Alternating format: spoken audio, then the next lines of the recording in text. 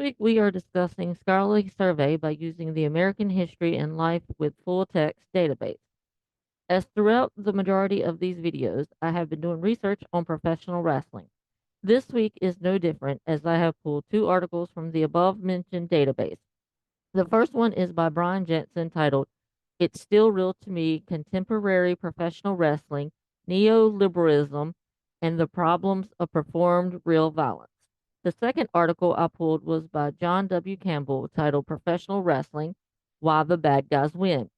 To tie all this together, I pulled a third article by Sebastian Herman titled Wrestling the Real, Politics, Journalism, History, and Frost Nixon, and the Complex Realism of Kayfabe. Kayfabe is the term used in wrestling for something not being real or fake. Wrestler turned scholar Lawrence D. Garris stated, scholarly writing about professional wrestling has often focused on its drama rather than its wrestling. Jensen, in his article, uses archive data to piece together his theory that professional wrestling offers a vivid case study for the rise and dissemination of neoliberal rationality, a term used by political theorist Wendy Brown.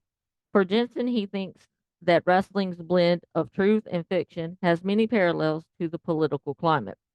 Campbell's article focuses on the good and evil of wrestling, and that good and evil depends on what a particular generation sees as being good and evil. He gives examples of how wrestling has used American patriot figures against evil foreigners, and within a historical context, states that wrestling's peak popularity occurred during periods of political events that could foster feelings of isolationism or nationalism. In Herman's article, he uses the wrestling concept of kayfabe to discuss the realism of two different symbolic practices, journalism and politics. He states that both of these practices represent themselves as statements of being true and representing actual reality, when sometimes they are not being truthful to their audience. Both wrestling and journalism politics border between entertainment and serious endeavor. All three authors used archival data, records, and documentation to support their theories. The three articles also have good resources that I can investigate as I continue to research professional wrestling.